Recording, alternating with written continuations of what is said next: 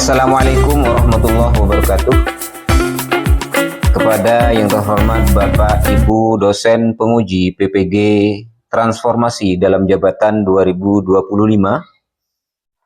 Perkenalkan, saya Muhammad Lutfi, guru mata pelajaran Pendidikan Agama Islam di SMP Islamat Tanwir, sekaligus sebagai mahasiswa PPG Transformasi dalam Jabatan 2025 di LPTK Universitas Negeri Kiai Haji Ahmad Siddiq Jember dengan NIM 25541111053. Dalam kesempatan kali ini saya akan menayangkan video pembelajaran tentang iman kepada kitab-kitab Allah yang akan kami ajarkan kepada siswa-siswa kami di SMP Islamat Tanwir kelas 8. Semoga dengan adanya video pembelajaran ini bermanfaat kepada saya sendiri selaku mahasiswa PPG dan kepada semua kalangan yang menonton video pembelajaran ini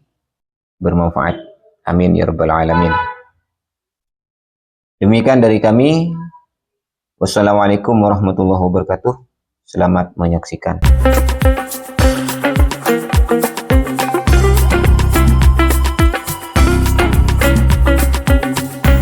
Waalaikumsalam warahmatullahi wabarakatuh. Waalaikumsalam warahmatullahi wabarakatuh.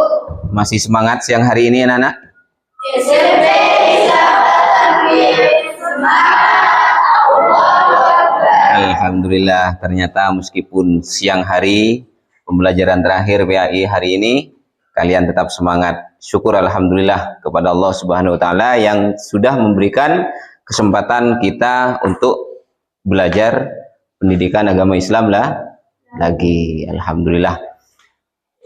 Pertemuan pada siang hari ini kita akan mempelajari tentang iman kepada kitab-kitab Allah. Apa itu iman? Ya, Ibrah? Iman adalah percaya atau meyakini.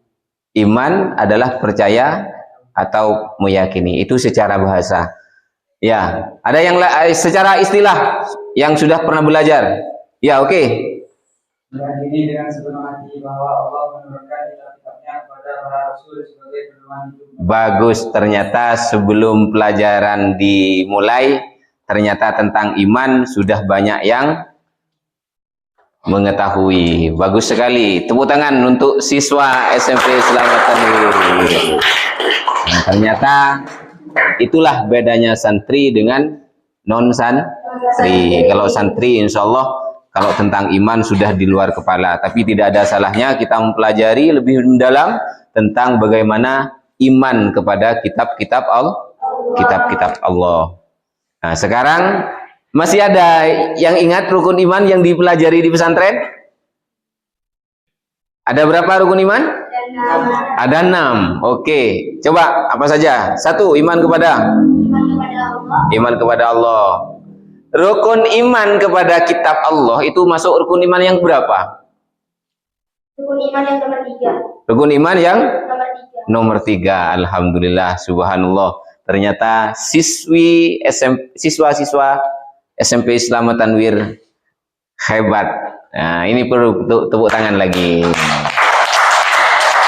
Ya, sebelum pelajaran dimulai SMP kelas 8 ternyata sudah banyak yang bisa tentang iman kepada kitab Allah. Nah, kira-kira kitab Allah ini ada berapa? Ada 4. 1. Kitab Taurat diturunkan kepada Nabi Musa alaihissalam. Kitab Zabur diturunkan kepada Nabi Daud alaihissalam. Kitab Injil diturunkan kepada Nabi Isa alaihissalam. Kitab Istimewa, hebat sekali. Nah, ternyata meskipun pelajaran belum dimulai, ternyata kalian sudah banyak yang paham apa itu iman kepada kitab-kitabnya Allah Subhanahu wa taala. Alhamdulillah. Nah, sekarang kita akan mempelajari tentang iman kepada kitab Allah secara mendalam. Nah, kira-kira apa kalian sudah tahu juga kitab apa yang pertama? Kitab Taurat. Kitab Taurat. Itu diturunkan kepada Nabi Musa. dengan bahasa apa? Kalau Al-Qur'an dengan bahasa Arab. Kalau Taurat? Lah ternyata masih ada yang tidak tahu. Inilah gunanya kenapa kita masih diwajibkan untuk terus belajar. Jadi belajar itu dari lahir sampai mati nantinya. Oke? Nah, masih siap belajar? Siap. Ya. Sekarang langsung kepada pokok fungsi kitab-kitab Allah. Nah, kira-kira juga ada yang tahu tentang fungsi-fungsinya kitab-kitab Allah? Ayo. Ada yang bisa? Fungsinya kitab Allah apa? Kalau kita umat Islam, fungsinya kitab Al-Quran apa? Pedoman hidup. Sebagai pedoman hidup. Kepada siapa? Kepada umat muslim yang bertakwa. Kepada umat muslim yang bertakwa. Atau kepada umat muslim yang beriman kepada Allah. Kata siapa itu? Kata siapa? Kata Al-Quran. Sebagaimana disebutkan di dalam surat Al-Baqarah, "Dzalikal kitabu la raiba fihi hudal lil muttaqin." Itulah adalah fungsi pokok daripada kitab Allah, khususnya Al-Quran. Yang diturunkan kepada siapa? Al-Quran? Nabi Muhammad SAW. Diturunkan kepada Nabi Muhammad SAW. Yang kedua, sebagai sumber hukum. Sebagai sumber hukum syariat. Apa itu syariat? Hukum-hukum yang mengandung ajaran-ajaran yang diperintahkan oleh Allah Subhanahu wa taala, yang diperintahkan kepada, yang diturunkan atau diperintahkan kepada Nabi Muhammad untuk disebarluaskan kepada umatnya. Itulah syariat. Dan yang ketiga, fungsinya sebagai cahaya yang menerangi jalan hidup. Seperti apa contohnya? Seperti apa contohnya? Kenapa Al-Quran itu atau kitab Allah itu sebagai cahaya atau penerang hidup atau menerangi jalan hidup manusia? Seperti apa contohnya? Ayo. Di zaman akhir sekarang sudah banyak kita ketahui bahwa anak banyak membunuh orang tuanya. Kenapa? Karena tidak mengamalkan Al-Quran. Sedangkan Al-Quran mengajarkan kepada manusia untuk bertawaddu, untuk menghormati orang tuanya, sebagaimana disebutkan juga di dalam Al-Quran, wala tanharhuma uffin. Itu. Inilah salah satu contoh sebagai cahaya. Tatkala manusia, seorang anak sudah bisa mengamalkan Al-Quran, salah satu contohnya seperti yang saya katakan tadi di dalam Al-Quran, wala tanharhuma uffin, berarti kepada orang tuanya sudah mulai santun. Cahayanya akan hidup, cahayanya akan sejuk, orang tuanya akan bahagia, dan kalian juga akan bahagia karena akan menebarkan kedamaian di muka bumi dengan aturan-aturan atau dengan apa perintah-perintah yang disampaikan oleh Al-Quran. Dengan kitab-kitab Allah itu semuanya seperti itu. Nah, terus yang ketiga, sebagai rahmat. Ya, khususnya Al-Quran. Membaca saja Al-Quran sudah dapat pahala, apalagi sudah bisa mengamalkan. Membaca saja, meskipun tidak bisa, artinya membaca saja sudah sebagai rahmat kepada manusia, karena sudah dapat pahala, ya kan? Terus Al-Quran sebagai penyempurna kitab sebelumnya. Contohnya seperti apa? Contohnya seperti apa? Sebagai penyempurna. Ayo. Ada yang bisa? Salah satu contoh Al-Quran sebagai penyempurna.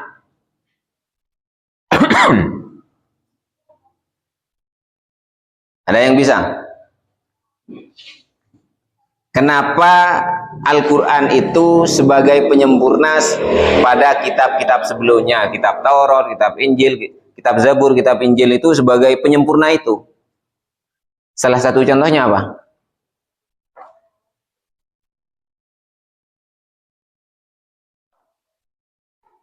Ayo dipikir. Salah satu contohnya. Ayat-ayat Al-Quran banyak menegaskan hubungan harmonis antara waktu terdahulu dan waktu terakhir. Salah satu fungsi Al-Quran adalah membenarkan dan menyempurnakan kitab-kitab sebelumnya. Al-Quran bukan untuk diperdebatkan, tapi untuk dipahami dan diamalkan. Al-Quran bukan untuk diperdebatkan, tapi untuk diamalkan. Al-Quran juga sebagai pelengkap kitab-kitab sebelumnya. Kira-kira apa yang tidak lengkap di kitab sebelumnya?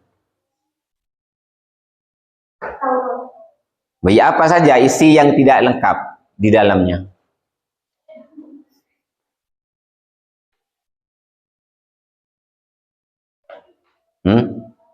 Salah satu contohnya, minuman-minuman keras masih belum dilarang di kitab sebelumnya, tapi di Al-Quran sudah mulai dilarang. Iya kan? Di Al-Quran sudah mulai dilarang. Kenapa dilarang? Karena kejadian yang kita ketahui secara realita pada saat ini, dengan siswa atau remaja-remaja atau manusia yang mengkonsumsi minuman keras, banyak yang tidak punya etika. Aturan-aturan sudah tidak dipakai, maka karena mabuk bisa membunuh saudaranya, bisa membunuh orang tuanya. Dan jadi Al-Quran sudah bisa menyikapi itu. Itulah salah satu penyempurna daripada kitab-kitab sebelumnya. Nah, sekarang kedudukan Al-Quran. Kedudukan Al-Quran. Sebagai apa kedudukannya? Seperti apa kedudukannya? Kitab terakhir dan paling sempurna. Salah satu contohnya seperti tadi, yang awalnya minuman keras masih belum dilarang, sekarang dengan turunnya Al-Quran di masa Rasulullah, apa? Minuman keras sudah mulai dilarang. Itu sebagai penyempurna. Terjaga dari keasliannya. Sampai sekarang Al-Quran terjaga keasliannya. Kalau yang lain, kitab-kitab yang lain sudah perjanjian baru, perjanjian lama, dan sebagainya. Ada yang tanya, loh kok ada tafsir Pak? Nah, tafsir itu bukan merubah. Tafsir bukan merubah, tapi menjelaskan isi Al-Quran. Tafsir menjelaskan isi Al-Quran, itu tafsir. Dari mana penafsirannya? Tentunya harus cocok juga. Cocok dengan hadisnya Rasulullah, cocok dengan ayat-ayat yang lain, bukan ngawur. Makanya ahli tafsir itu bukan seenaknya menafsirkan Al-Quran. Nah, seperti itu. Sehingga sampai sekarang Al-Quran masih terjaga keasliannya. Baik itu secara tulisannya ataupun lafadznya. Terus mengatur seluruh aspek kehidupan, akidah, ibadah, muamalah, akhlak. Nah, salah satu contoh seperti akidah. Akidah itu keyakinan, ya kan? Keyakinan yang kuat tentang ajaran Islam, tentang ibadah, mengatur ibadah, muamalah, tentang ibadah, cara sholat, cara wudhu dan sebagainya yang akan masuk kepada ibadah. Terus muamalah kelakuan. Muamalah itu bukan cuman bersangkutan kepada Allah, tapi hablum minallah dan hablum minan nas muamalahnya. Kelakuan manusia, baik kepada sesama ataupun kepada Allah, itu sudah diajarkan oleh Al-Qur'an. Yang terakhir adalah akhlak. Nah, seperti tadi yang sudah disebutkan bahwa Al-Qur'an sudah mengajarkan akhlak sampai kepada orang tuanya harus apa? Kepada orang tua harus takzim dari segala sesuatu yang tidak melanggar pada syariat, harus ikut, harus patuh kepada orang tua. Itulah isi daripada contoh akhlak. Sikap beriman kepada kitab-kitab Allah. Tentunya bagi orang yang beriman bagaimana? Sikapnya, sikap beriman kepada Allah, kepada kitab Allah seperti apa? Ya, membaca dan mempelajari. Mempelajari apa? Mempelajari lafadznya. Mempelajari apa lagi? Isinya. Terus mengamalkan isi ajaran dalam kehidupan. Menghormati kitab suci agama yang lain, menjadikan Al-Quran sebagai pedoman utama. Ayo bentuk kelompok.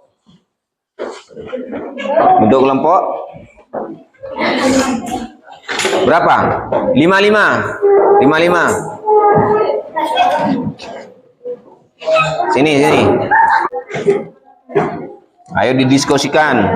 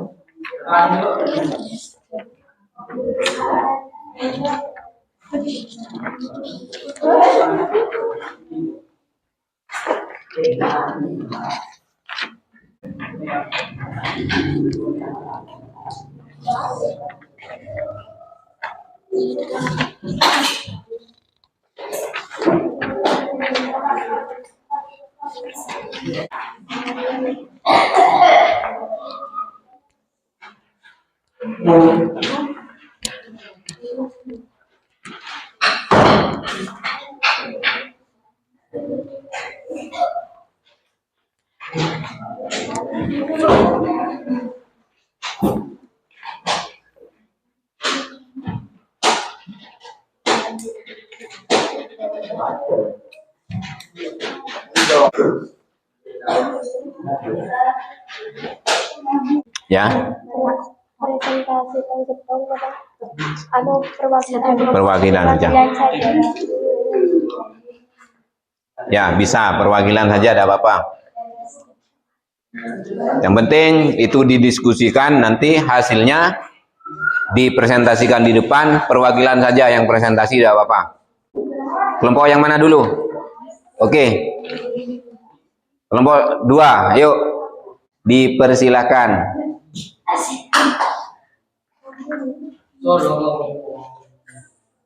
Bismillahirrahmanirrahim. Assalamualaikum warahmatullahi wabarakatuh. Waalaikumsalam warahmatullahi wabarakatuh. Nama saya Yuni Nurul Amalia dari kelompok 2. Saya berdiri di sini akan mempresentasikan tentang diskusi dari kelompok 2. Al-Quran adalah kitab terakhir yang diturunkan Allah Subhanahu wa Ta'ala kepada Nabi Muhammad SAW.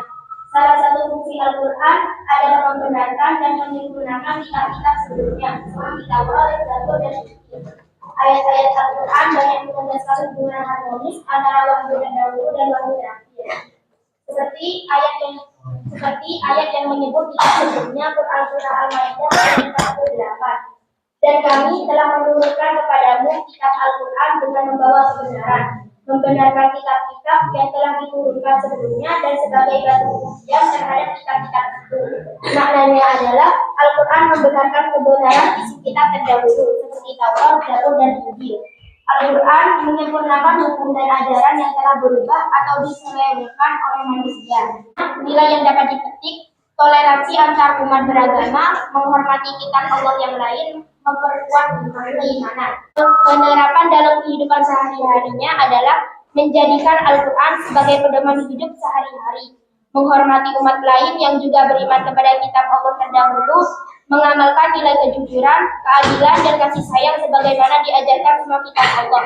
Aktif membaca dan memahami Al-Quran agar tidak salah pilih. Assalamualaikum warahmatullahi wabarakatuh. Tepuk tangan. Kelompok lain. Kelompok mana dulu? Kelompok mana dulu? Ya.